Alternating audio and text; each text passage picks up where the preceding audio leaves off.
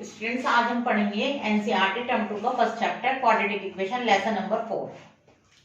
सबसे पहले आता है कि क्वाड्रेटिक इक्वेशन क्या होती है। देखो, एक ऐसी इक्वेशन जिसमें डिग्री 2 होती है, जैसे कि एग्जांपल लेते हैं ax² plus bx plus c। तो इसमें x की पावर कितनी है? 2। एक क्वाड्रेटिक इक्वेशन है। इसको हम ऐसे समझ सकते हैं 5x² प्लस 6x प्लस 5, क्योंकि इस मैक्स की मैक्सिमम पावर कितनी है? 2। तो ये क्वाड्रेटिक इक्वेशन हो गई।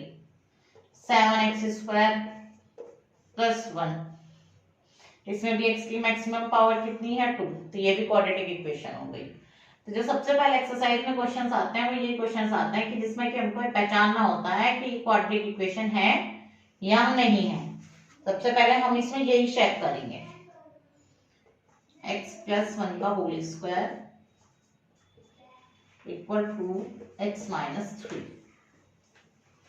हमें चेक करना है कि इक्वेशन क्वाड्रेटिक इक्वेशन है या नहीं है। तो सबसे पहले इसमें होल स्क्वायर खोलते हैं, a का स्क्वायर प्लस b का स्क्वायर प्लस 2ab।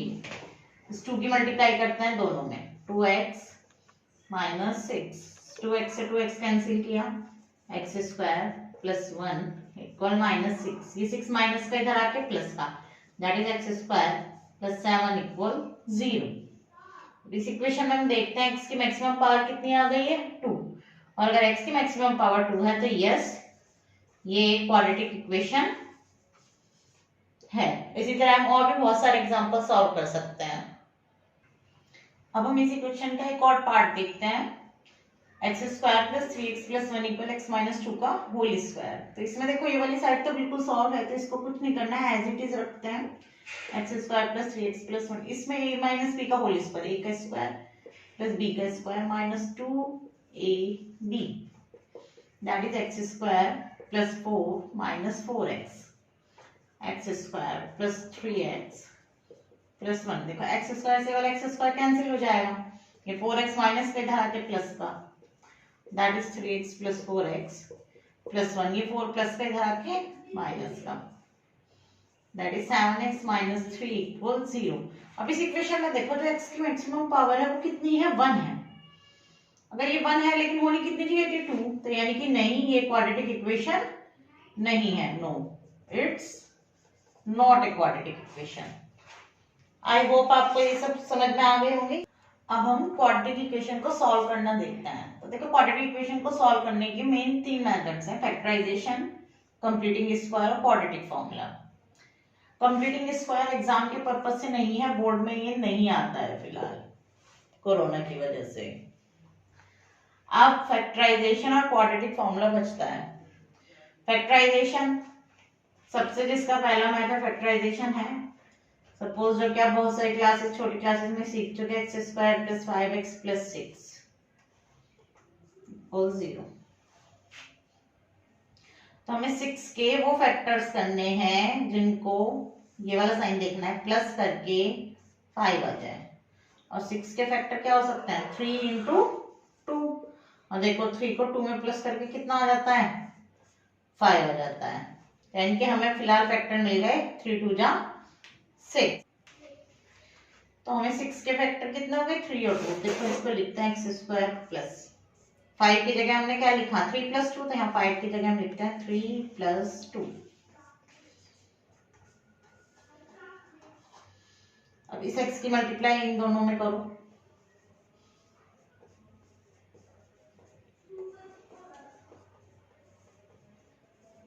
अब इन दोनों में से क्या कॉमन आ रहा है? x कॉमन आ रहा है, तो x कॉमन लो। इस और इसमें से 2 कॉमन आता है, 2 कॉमन लो। यहाँ पे और यहाँ पे हमेशा सेम कॉमन आना चाहिए। अगर आपका सेम कॉमन नहीं आता है मीन्स आपने कोई मिस्टेक की है। अब इन दोनों में x प्लस 3 कॉमन आ रहा है, तो इसको कॉमन ले लो। ऐसे हमने x प्लस 3 कॉमन लिया, यहाँ x बचा, यहाँ 2 बचा।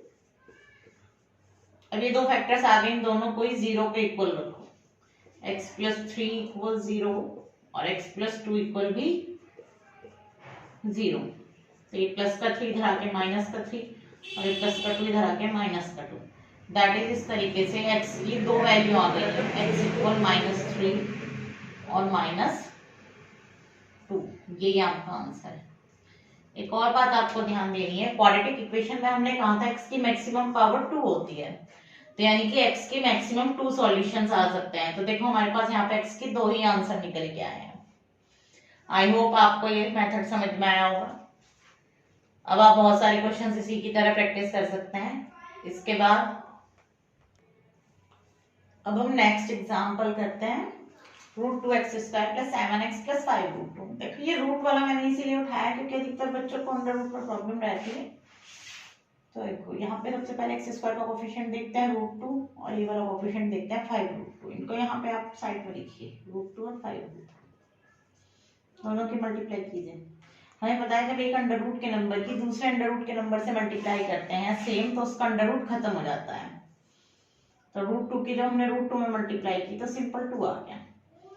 5 2 जा 10, दैट इज हमें 10 के वो फैक्टर करने हैं। फिर हमने कहा था ये साइन देखना है जिसको प्लस करके 7 आए। तो 10 के फैक्टर तो हमें पता है 2 × 5। देखो 2 को 5 में प्लस करके कितना आ जाता है 7। तो हमें फैक्टर्स मिल गए हैं। आप इजीली यहाँ पे पुट कीजिए √2x²। सेम क्वेश्चन है, कुछ नहीं करना है। 7 की जगह बिल्कुल पुट कर सकते हैं 2 + 5।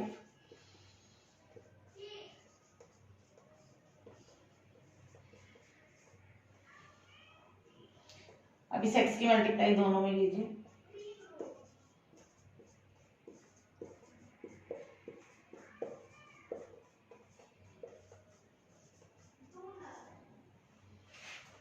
बात आती है इन दोनों में क्या कॉमन आता है।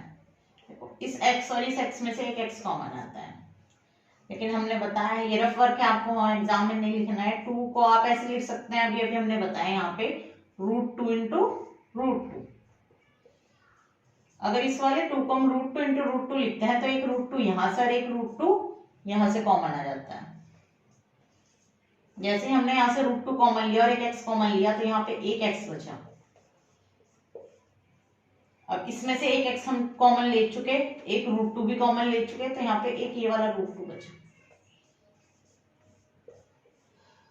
अब इन दोनों में देखते हैं तो हमें पता चलता है 5 कॉमन आ रहा है।